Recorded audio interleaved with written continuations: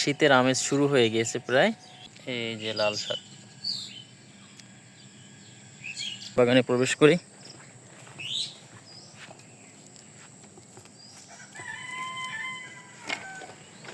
আসলে আপনি যা খান আপনি আসলেই তাই। আসসালামু আলাইকুম, ফ্রেশ ফুড অ্যান্ড এগ্রিকালচার থেকে সবাইকে আবারও স্বাগতম। আজকে আমি আপনাদের আমার ছাদ বাগানের পাশাপাশি আমার বাড়ির পাশে যে মাঠ বাগান, সেই মাঠ বাগান অর্থাৎ ছোট্ট একটা মাঠ বাগান বলতে পারেন, সেটাও দেখাবো ইনশাল্লাহ। শীতের আমেজ শুরু হয়ে গিয়েছে প্রায়। আজকে হচ্ছে সম্ভবত 26শে কার্তিক, 11ই নভেম্বর। এই দেখেন শিশির ভেজা ফসল। মাশাল্লাহ, আপনার দুটো বেগুন হয়েছে, আরও বড় হবে। কোনো ধরনের কীটনাশক প্রয়োগ করা হয় নাই, কোনো হরমোন প্রয়োগ করা হয় নাই, কোনো ছত্রাকনাশক প্রয়োগ করা হয় নাই, কোনো হরমোন প্রয়োগ করা হয় নাই, কোনো হার্বিসাইড প্রয়োগ করা হয় নাই।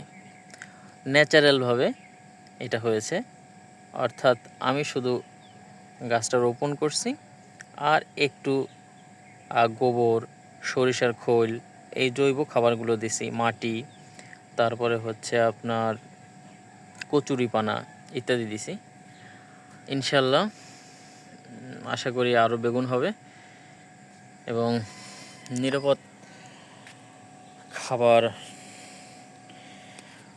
হবে এটা। পাশে হচ্ছে একটু বেগুন গাছ, লাউ গাছ, পুঁই শাক অবশ্য গরমের ফসল, শীতকালে হয়ে আছে। এই হচ্ছে আগে গরমে যে বেগুন হয়েছে সেটা। এটা হচ্ছে টমেটো। বেগুনে পর্যাপ্ত পরিমাণে ফুল আসছে, একই জাতের বেগুন।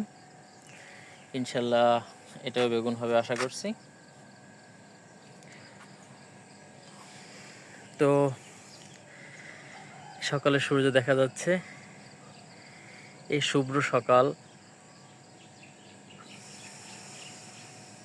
শিশির ভেজা সকাল।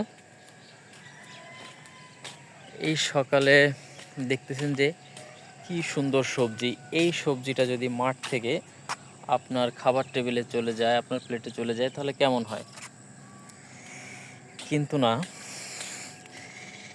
যায় ঠিকই, কিন্তু আমরা যেটা দেখতে পাই না খালি চোখে, সেটা হচ্ছে এর সাথে যেটা যায় সেটা হচ্ছে আপনার বিভিন্ন ধরনের রাসায়নিক বস্তু। সেটা হতে পারে কীটনাশক, সেটা হতে পারে ছত্রাকনাশক, সেটা হতে পারে হরমোন, সেটা হতে পারে হার্বিসাইড। যে কোনো ধরনের ফর্মে যেতে পারে আপনার টেবিলে, যার কারণে ফলশ্রুতিতে আপনার ক্যান্সার, ডায়াবেটিস, ওবেসিটি, লিভার সমস্যা ইত্যাদি ধরনের সমস্যা আমাদের মহামারী আকার ধারণ করছে। আসলে আপনি যা খান আপনি আসলেই তাই। তো আপনি যদি কীটনাশক খান, আপনি যদি হার্বিসাইড খান, আপনি যদি ছত্রাকনাশক খান, সে যতটুকু পরিমাণ হোক, সবজি তো প্রত্যেক দিনই খাওয়া লাগে আমাদের। এই জন্য আমি একটু ছাদ বাগানে আর সাথে মাঠ বাগানও এই যে করার চেষ্টা করতেছি। হয়তোবা বলতে পারেন যে এতটুকু করে কি হবে? আসলে 100 থেকে 1 চলে গেলে সেটা আর 100 থাকে না, সেটা নিঃসন্দেহে 100 থেকে কমে যায়। এবং আস্তে আস্তে যেভাবে আমরা রাসায়নিক কৃষির দিকে ঝুঁকে গেছি, শুরুটা এরকম অল্প করে ছিল এবং 50 বছর আগে এই ধরনের রাসায়নিক কৃষি কল্পনাও করা যেত না।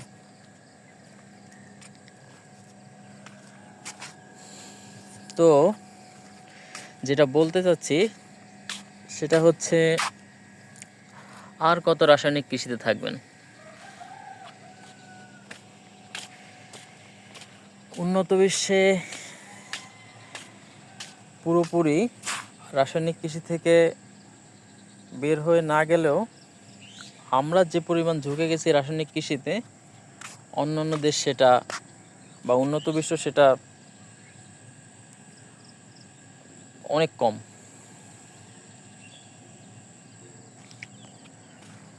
তাই আমাদের জৈব পদ্ধতির কৃষির কোনো বিকল্প নাই। তো যাই হোক, চলেন একটু মাঠ বাগানে ঘুরে আসি।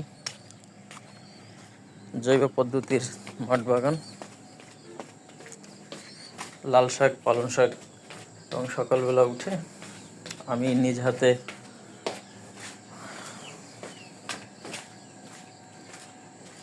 কোদাল দিয়ে মাটিগুলো প্রস্তুত করছি,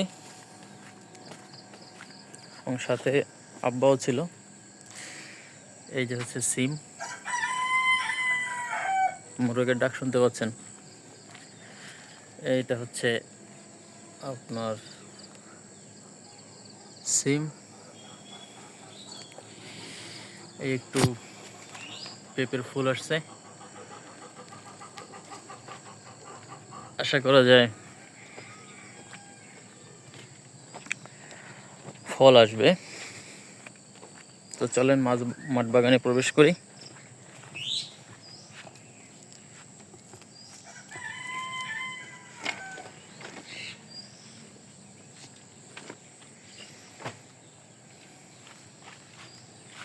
পুরোপুরি প্রস্তুত করতে পারিনি বেড। এটা হচ্ছে বেগুন,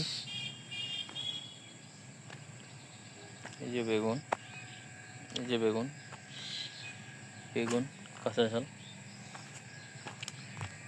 বেগুন, বেগুন কাঁচা ঝাল।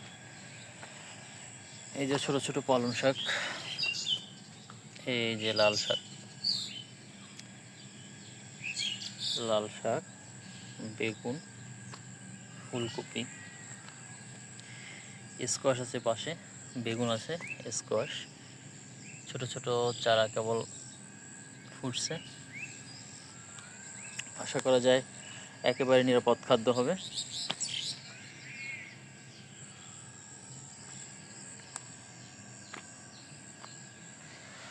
তো যেখানে ছিলাম আর কি,